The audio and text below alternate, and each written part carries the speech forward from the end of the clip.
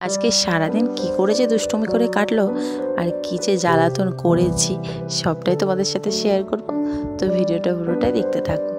Hi everyone, তোমরা সবাই কেমন আছো? আশা করি ভালো আছো, আমরাও কিন্তু ভালো আছি।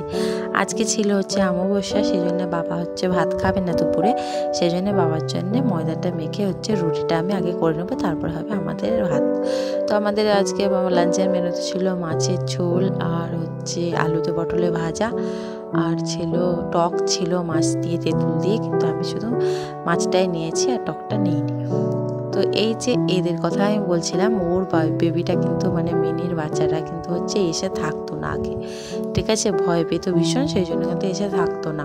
ওই আসতো, খেতে চলে যেত। আর মিনি না অল টাইম ঘুমিয়েই থাকে, ওর শরীরের দুর্বলতাই কাটে না।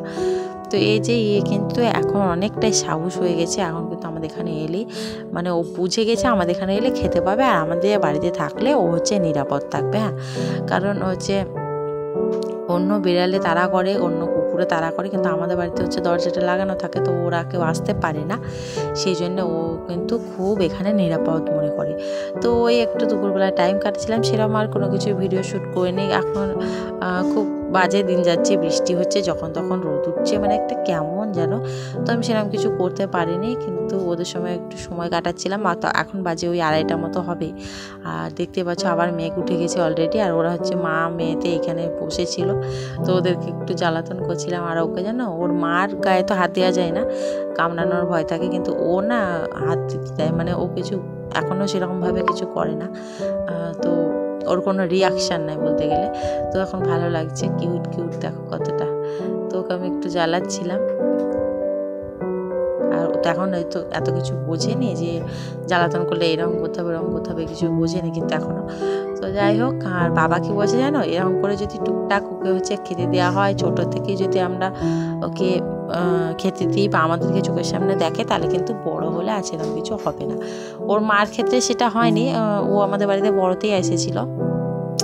তো এখন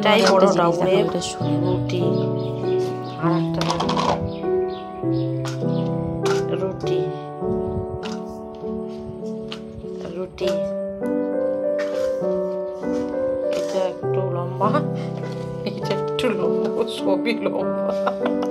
দেখতে পাচ্ছ রুটি তো একটা গোল হয়নি, কি অদ্ভুত হয়ে গেছে। আমাদের দুপুরে বাবার খাওয়া হয়ে গেছে, তারপরে না 4-5টা রুটি এরকম হয়ে গেছে। তো যাই হোক, আর এই বাইকটাকে আমার ভীষণ ভালো লেগেছে, তো ভাবলাম তোমাদের সাথেও ভিডিওতে একটু শেয়ার করি। আমার কাছে ভিডিও ছিল একটা, তাই। আর আমার রুটি এরকম হয়ে গেছে, আসলে একটু কি বলবো, রুটিটা নরম হয়ে গেছিলো, একটু বেশি জল দেওয়া হয়ে গেছিলো, তো ওই যেরকম হয়ে গেছিলো। আর 5-6টা মতন গোল হয়েছিল, আর 5-6টা মতো এরকম হয়েছে, অদ্ভুত। বাই।